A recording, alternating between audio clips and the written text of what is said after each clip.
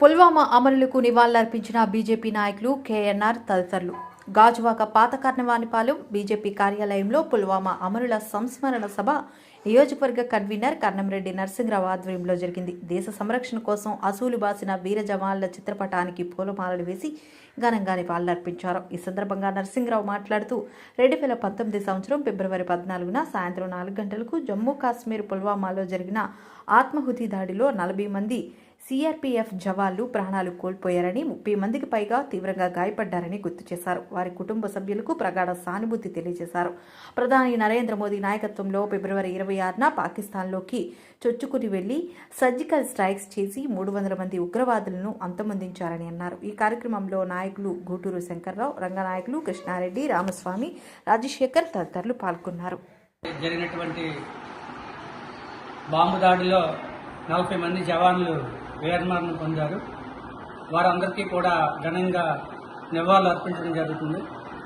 భారతదేశం కోసం మరి సైనికులు సరిహద్దుల్లో సిఆర్పీఎఫ్ సిబ్బంది విధులు నిర్వహిస్తూ ఒక ప్రాంతం నుంచి మరో ప్రాంతానికి వెహికల్స్లో వెళ్తుంటే ముందు నుంచి ఒక ఆగంతకుడు వచ్చి కారులో 5వ నెంబర్ బస్సుని ఢీకొని బాంబ్ బ్లాస్ట్ చేయడంతో ఆ యొక్క బస్సు అంతా పేలిపోయింది. అందులో ఉన్న జవాన్లు 40 మంది చనిపోయారు. 30 మందికి పైగా తీవ్రంగా గాయపడ్డారు. ఈ యొక్క ఘటన 2019లో ఫిబ్రవరి ఇదే రోజున 14న సాయంత్రం 4 గంటల సమయంలో జరిగింది. ఇది దేశవ్యాప్తంగా ఉన్నటువంటి ప్రజలందరినీ కూడా తీవ్ర దిగ్భ్రాంతికి గురి చేసింది. తర్వాత ఇదే నెలలో జనవరి 26వ తేదీని ప్రధానమంత్రి శ్రీ నరేంద్ర మోదీ గారి నాయకత్వంలో సర్జికల్ స్ట్రైక్ చేసి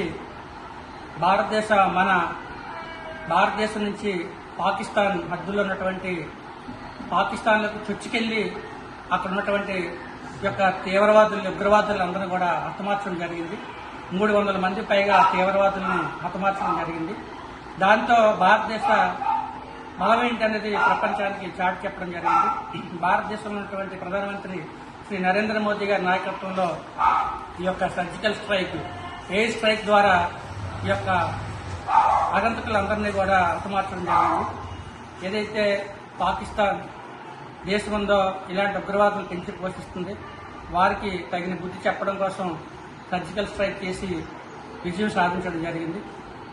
ఫిబ్రవరి 26వ తేదీ 2019లో ఈరోజు మా పార్టీ పెద్దల పిలుపు మేరకు గాజువాక పార్టీ కార్యాలయంలో 40 మంది వీర జవాన్లకి శ్రద్ధాంజలి ఘటించి వారి అసలు నివాళులు అర్పించి వారికి ఘనంగా పూలతో నివాళులు అర్పించడం జరిగింది. వారి ఆత్మశాంతి చేకూరాలని వారి కుటుంబ సభ్యులందరికీ మరొకసారి ప్రగాఢ సానుభూతి తెలియజేసుకుంటూ ఈ కార్యక్రమంలో పాల్గొన్న పెద్దలు గూటూరు శంకరరావు గారు, నాగేశ్వరరావు గారు, కృష్ణారెడ్డి గారు, రంగనాయకులు గారు, స్వామి గారు, రాజశేఖర్ గారు, రామయ్య గారు అందరికీ పేరు పేరున ధన్యవాదాలు తెలియజేస్తాను.